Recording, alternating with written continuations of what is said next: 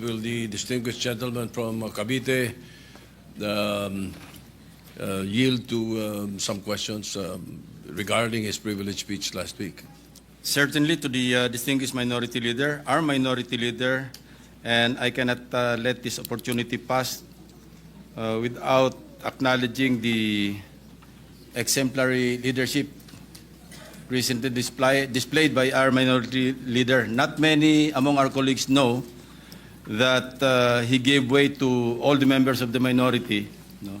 Yung membership po ng Commission on Appointments, binigay niya kina Senators Legarda, Subiri, and Risa Ontiveros.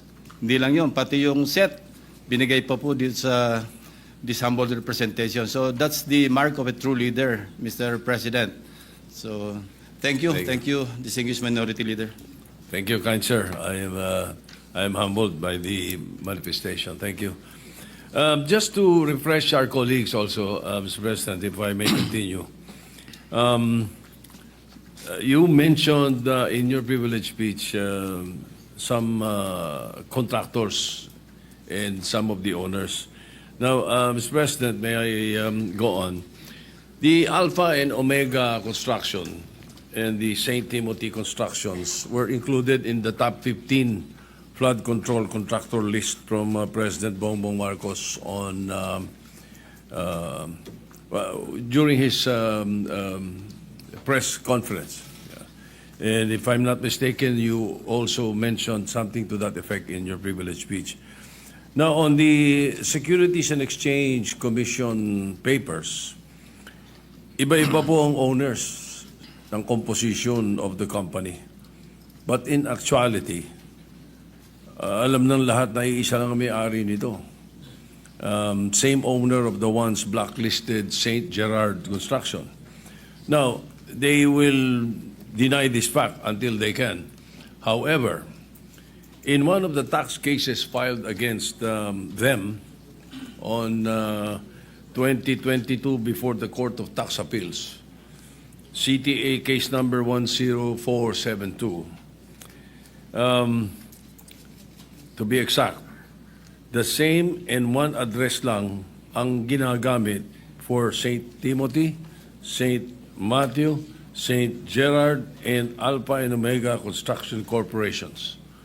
Also, the majority stockholder of St. Timothy, who owns 85% of the company, named Miguel Juntura, was the marketing director of St. Gerard. The question, Mr. President, billions of government projects concentrated and monopolized by a few. Mr. President, paano nila itong nailulusot? Who monitors this kind of circumvention? We have an agency, Mr. President. It is called the Philippine Contractors Accreditation Board, or PICAB, which is the implementing board of the CIAP, a construction industry authority of the Philippines. Incidentally, this authority is under the DTI, pero Legarda Leviste. Congressman Leviste offered him to be a state witness, and I think the Department of Justice can pursue this, if only to identify and to catch the bigger fish. Kasi lumalabas ngayon, as I mentioned in my privilege speech, naging bagmen na lang, naging legmen yung mga district engineers. Sila na lang yung taga-takbo ng mga contractors, and who knows, maybe even the funders who are the sponsors or proponents of insertions in the GAA.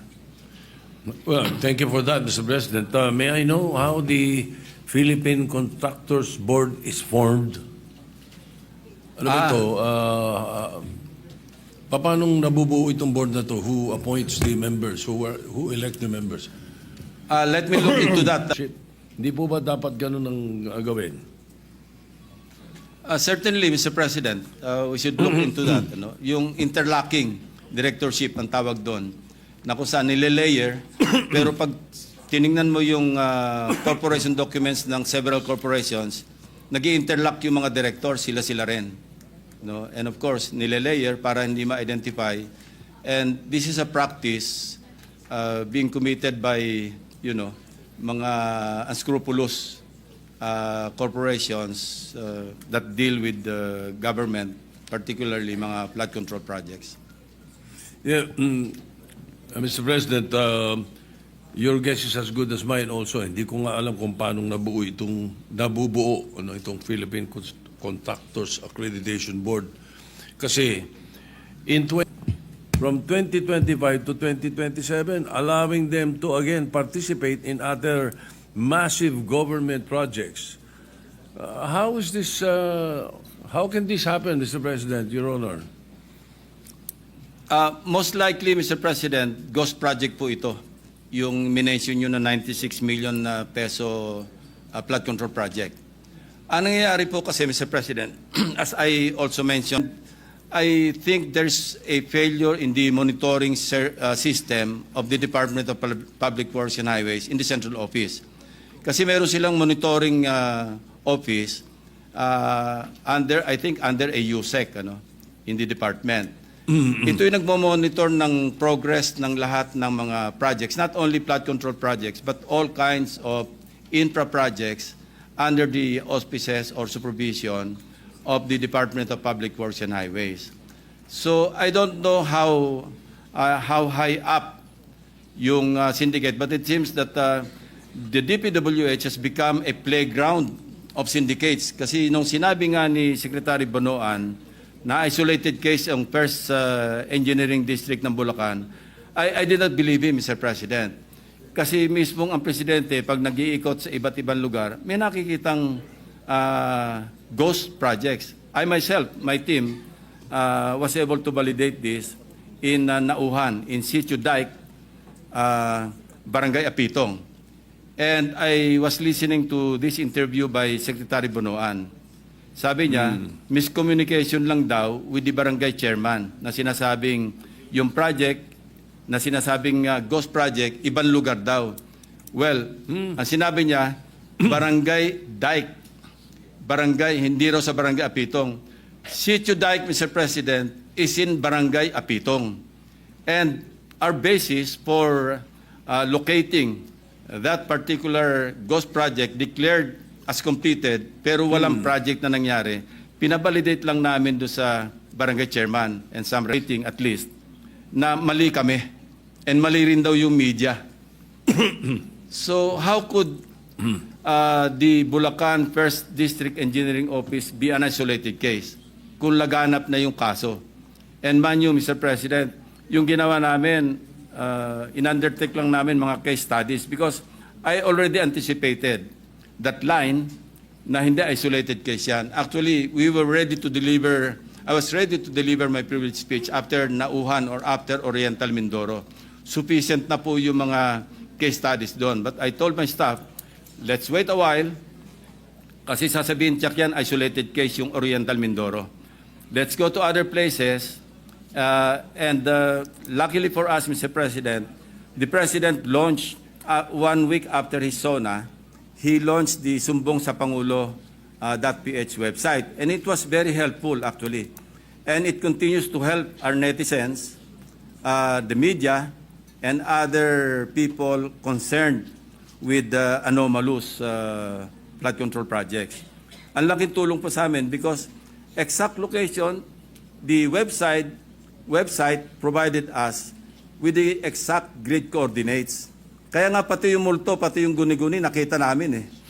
Imagine, wala ka makikitang project, pero natukoy pa rin ng aking team or teams kung saan nakalocate yung ghost projects. Why? Because of the Sumbong sa Pangulo website. Hindi makakaila, Mr. President. That's the reason why we were able to locate several ghost projects, mostly in Bulacan. Kasi as I also mentioned in my privilege speech, yung Bulacan First District Engineering Office, yun ang pinaka-notorious in at least from where I sit, Mr. President. Ginoong Pangulo, Mr. President, ngunit kung completed na yung project, pag sinabing deemed completed, nabayaran na to. Babayaran, Mr. President. Babayaran o nabayaran na? Nabayaran. And there are several signatories like for a project inspection, it has to be declared complete para ma-release yung payment. Pipirma dyan yung inspectorate team, yung assistant district engineer, and the district engineer, at kung sino-sino pa. Paano pong nakakalusot yan? Di alam nila lahat. Well, they should be held accountable and criminally liable, Mr. President. No, if not Correct. administratively, criminally. Kasi kung hindi negligence ito, eh may criminal may violation sa batas, Mr. President. Kasi why would you certify on something na hindi naman totoo? No? And that's the reason why, kasi naabuso na in the course of time, Mr. President, hindi na nagkasya doon sa tinatawag kong pie sharing. Nagtipid pa, nagmenos pa, ginos project na, minaximize na. Kaya nga sabi ko, hindi na flood control ang hinahanap ng Pilipino, grid control. Kasi nasobra na yung grid na sinagasaan ng lahat. Wala na. Hubris, yung tawag natin doon, Mr. President, hubris. Kasi nahirate, and we also encountered cases or case studies wherein nag-ghost na, pinus pa yung lot harder, ginos pa ulit for the succeeding year. Kasi pagka nag-ghost ka na, ang pantakip mo, yung succeeding year project, di ba? Yung napondohan na naman. Pagtakpa na yon, mahirap nang hanapin yung ghost kasi meron talagang project.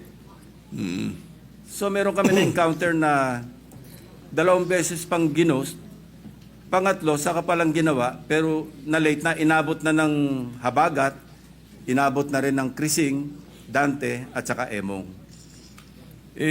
Pananaw po ng mga kababayan natin, kung itong mga pondo na to hindi inilagay sa budget, ganun pa rin ang Pilipinas eh.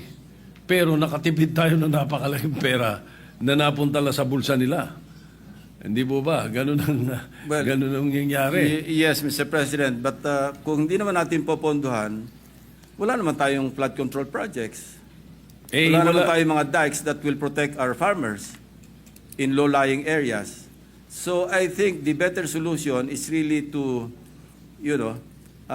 put our foot down on the entire process of implementing projects. From the time a legislator proposes an insertion in the national budget measure, all the way sa implementation, dapat talaga mayroong nagmo-monitor.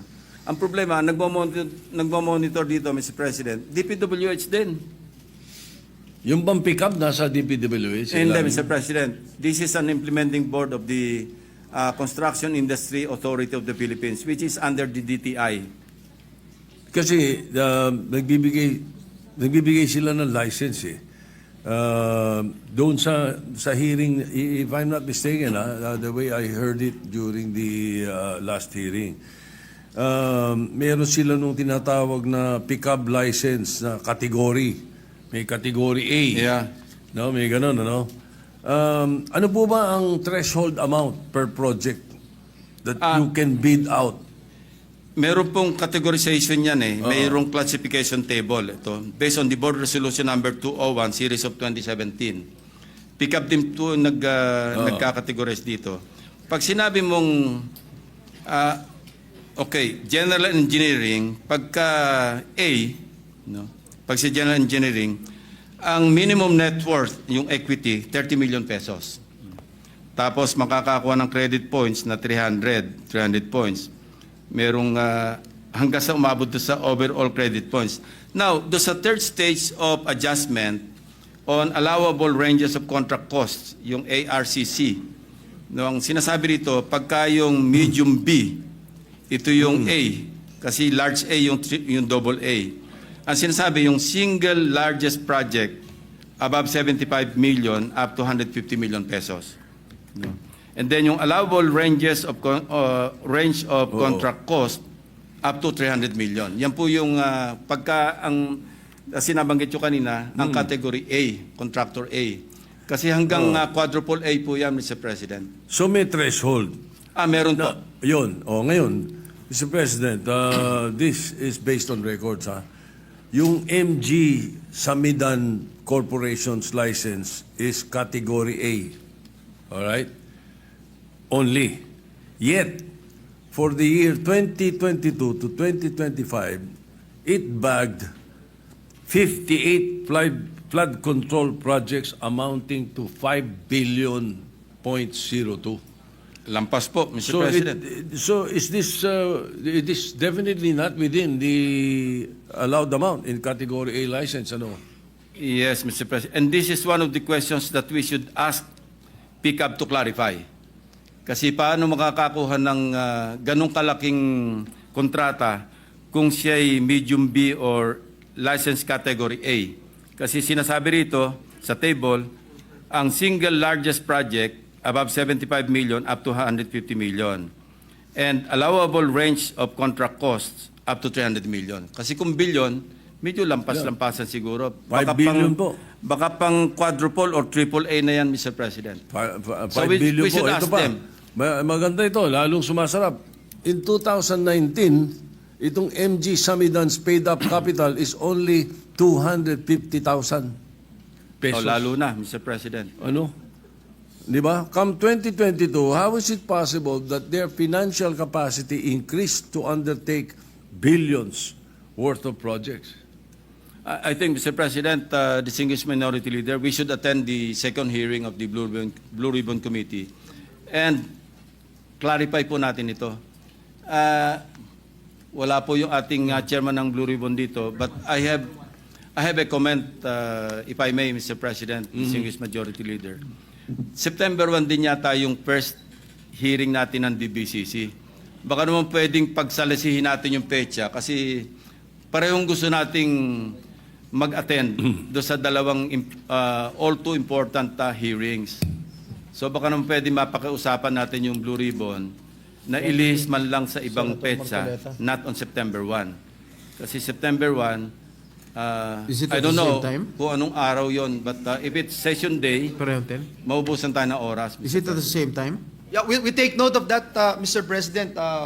We will consult with the chairperson of the Blue Ribbon Committee and the chairperson of Finance, Mr. President. Thank you. Thank you, dear colleague. Thank you, Mr. President. Now, during the hearing also, Mr. President, that's why talagang tama, napakahalaga na maka-attend tayo nito mga hearings na ito.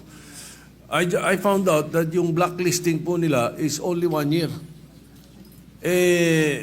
I feel that it's too lax a penalty for being blacklisted. Hindi lang yun tapos gagawa pa ng ibang kumpanya. Do you think we should come up with a sticker penalty? Let's say 3 to 5 or 3 or 5 years. Pag na-blacklist ka, dapat 5 taon, hindi ka pwede. What do you think, Your Honor, Mr. President? Mr. President, I was told that the creation of PICAB is under Republic Act 4566. And I think we should revisit RA 4566 para ma-check natin itong, I won't say anomaly, but itong probably, kailan i-update natin yung batas, Mr. President. Good, Mr. President. At least we would be able to look into that piece of legislation. Ano? Now, May I know what construction company are you referring to? Yung malit ng paid up capital. MG Samidan. MG? MG Samidan. Thank you. All right. Ito, madalas kong naririnig sa inyo ito during not only during the campaign, but many years ago. You're very concerned about the regional development councils, the local development councils. Ang sinasabi ninyo, dapat pag-akyat sa NEP or paggawa ng NEP, nakikinig sa local development councils, sa regional development councils, hindi po ba? That is correct, Mr. President. Kaya mahalaga rin talaga itong DBCC na hearing. Ngayon, why are there flood control projects in areas identified by Project NOAA as having little or none flood risk? Why are we spending billions of pesos on projects that these areas, when many areas are drowning during single habagat. Paano nangyayari po ito? Ibig sabihin, hindi nakikinig doon sa Regional Development Council or yung Regional Development Council ang humihiling? Mr. President, this is one flaw in the budget process that we want to correct. And I've been very vocal in this regard. No? Dahil year in, year out, and I have always raised this question. Our colleague, Senator Ligarda, when she was chairperson, paulit-ulit ko po yung tanong, bakit 20% lamang ng output ng local development councils, particularly our regional development councils, ang na-adapt sa NEP? Imagine 20%, and yet, dapat yung bulk ng mga projects, mga PPAs, no? Projects, programs, and activities, dapat ang bulk yan nanggagaling sa local development councils. After all, who would know better the needs and priorities of the localities than the local development councils? Ang nangyayari, Mr. President, alam nyo, yung district representatives natin should be represented in the local development councils, and they are. No? Even in the barangay development council, they can send their representatives. And then municipal, city, provincial, pwede sila mag-attend. And that's where they should, debate with the local government units na kailangan nila yung mga proyekto rin sa loob ng kanilang district. Na sa ganon, when the budget call comes, nakasama na sa National Expenditure Program yung output ng mga regional development councils. Anong nangyayari, Mr. President? Normally, they don't participate. Why? Because sabi nila, pagdating naman sa Congress, kami naman ang bida eh. Mag-i-insert lang kami. Ang problema sa insertions, walang consultation sa end users, Local, yeah. sa local government units. Wala rin consultation sa mga implementing agencies. And that's the reason why, again, during budget deliberations, I had always questioned, bakit ang laki lagi ng ating unused appropriations? Nandiyan tayo sa mga 400 billion a year. From 2010, I think, up to 2020 for 10 years, parang ang average natin on a yearly basis, parang 452 billion. Why? Because the implementing agencies would not know how to implement the projects because they were not consulted. And remember when we talked to Senator Mark Villar, some time ago, I thought he would take it against me when he was DPWH Secretary, na binabawasan ko yung budget ng agency niya. And he told us, no, as a matter of fact, we were thankful, even the other agencies, other departments, were very thankful that you were pointing out that the insertions or the amendments introduced or proposed by legislators, hindi man lang sila kinonsulta. And that's the reason why yung unused appropriations kept adding up. Kasi kung hindi nila alam, wala silang program of works, wala silang planning, paano nila implement?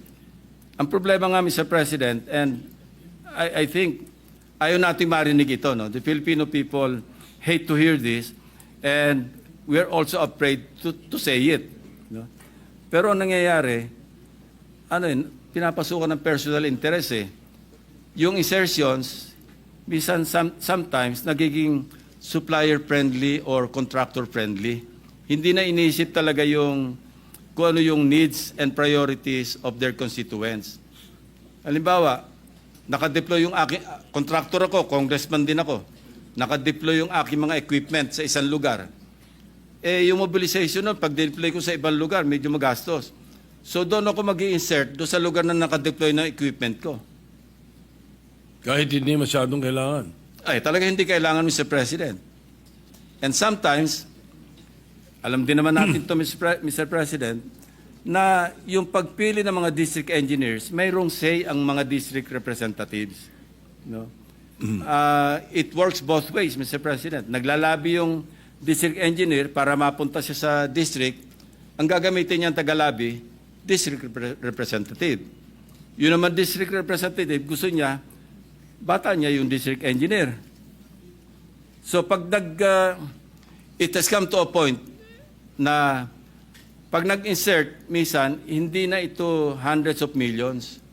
Umabot na minsan ng 10 billion pesos in one district. We heard stories about, or based on records, isang district 51 billion, isang district 15 billion. Malulunod sila doon, Mr. President. How can one district absorb, ang tinatawag natin absorptive capacity? How could it absorb 51 billion pesos worth of projects in a district? Tell me, Mr. President. Imposible. I've heard the NCR mayors complaining.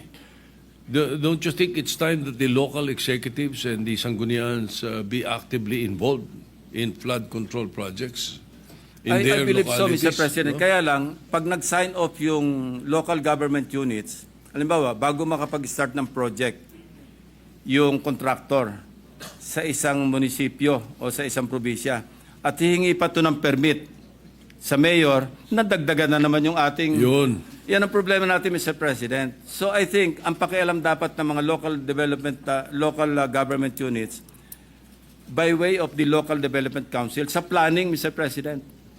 Dapat dyan sila mas malaki ang pakialam. And then, Yan. after the completion of the project, may pakialam sila to inspect kung nasunod ba yung specs, kung naandyan ba talaga yung project, hindi ba ghost. I think, doon sa dalawang phases na yon, doon dapat may pakialam yung mga local government units.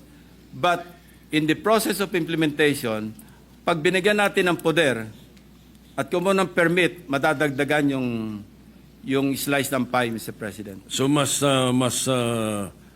pwedeng pakinggan tong sinasabi kasi si Manila Mayor Moreno sabi yung 200 flood control projects daw in Manila worth 14 billion ay wala raw lahat permit.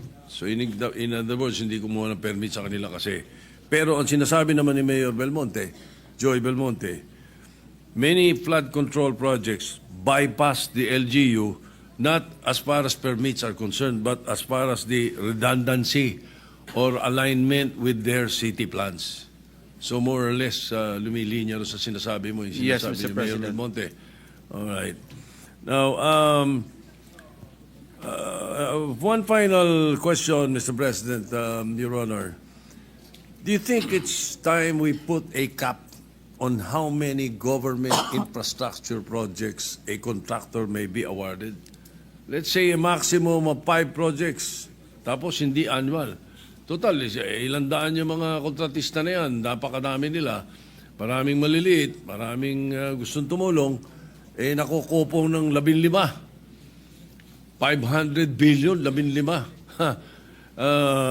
I think it's about time, Mr. President, we study the possibility of having a cap.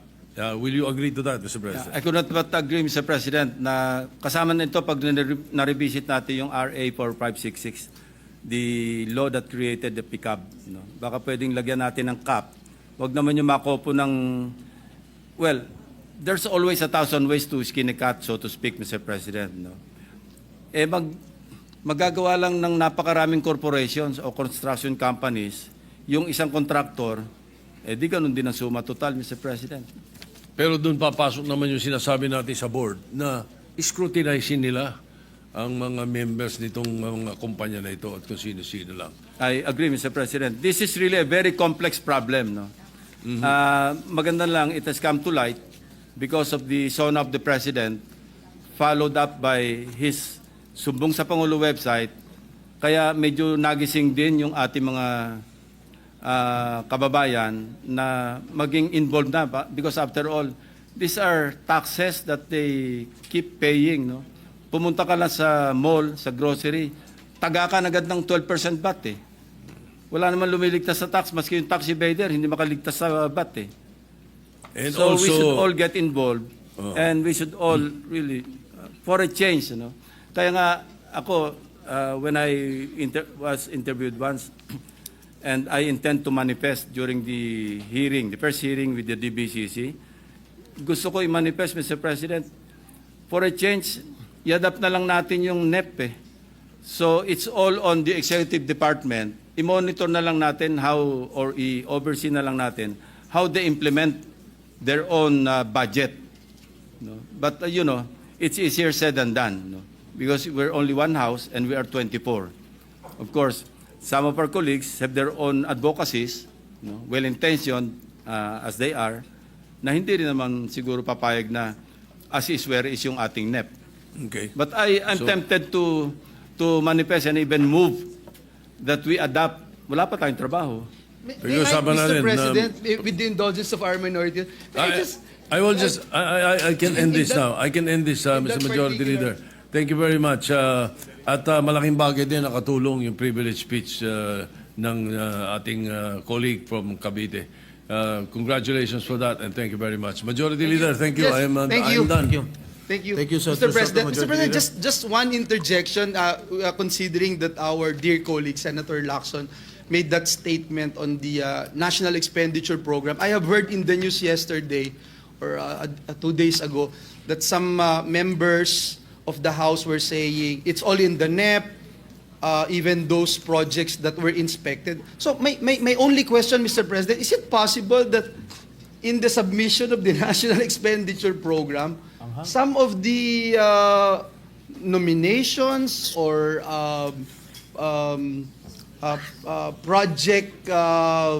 pet projects of legislators will also be part of the NEP, that it's already there, and therefore you cannot say it's just a executive budget, and therefore